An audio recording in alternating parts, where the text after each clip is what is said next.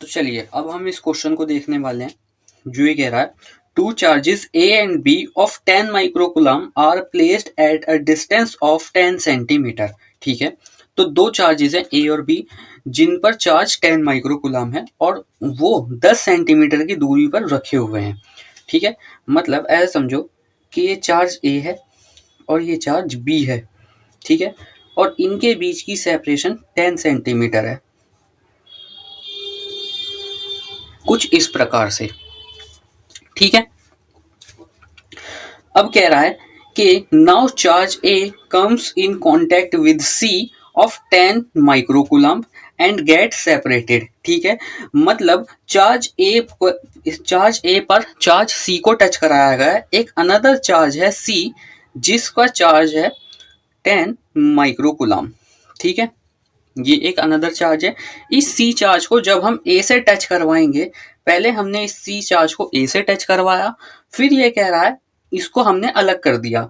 Letter charge C comes in contact with B and separated, फिर इस charge C को B से touch करवाया और अलग कर दिया। Finally placed at centre A and B, finally placed at centre A and B।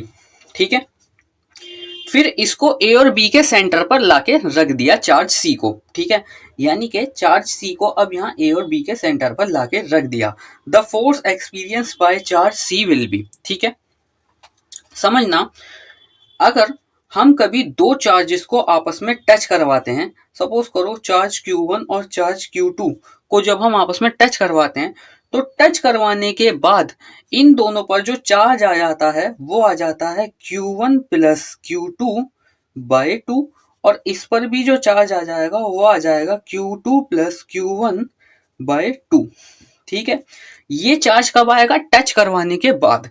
जब C को हमने A से टच करवाया तो A पर चार्ज था 10 माइक्रोकुलम, C पर चार्ज था कितना? 10 माइक्रोकुलम। जब इसको हमने इससे टच करवाया था तो 10 plus 10 divided by 2 that is 10 microcoulomb. A पर 10 माइक्रोकुलम ही रहा, C पर भी 10 माइक्रोकुलम ही रहा। फिर जब हमने C को B से टच करवाया तो C पर था 10 माइक्रोकुलम, B पर था 10 माइक्रोकुलम। टच करवाने के बाद भी इन दोनों पर 10 माइक्रोकुलम चार्ज ही रहेगा इस फॉर्मूले से। ठीक है, अब तीनों पर 10-10 माइक्रोकुलम चार्ज है और ये कह रहा है C को हमने इसके सेंटर पर लाके रख दिया, यानी कि 5 सेंटीमीटर की डिस्टेंस पर हमने लाके रख दिया दोनों चार्जेस से,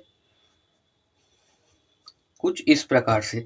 अब ये कह रहा है कि C पर नेट फोर्स बताना है कितना होगा। ठीक है, C पर जो नेट फोर्स होगा वो कितना होगा? सर B की वजह से एक फोर्स C पर होगा अवे फ्रॉम द चार्ज, और A की वजह से ये फोर्स होगा अवे फ्रॉम द चार्ज।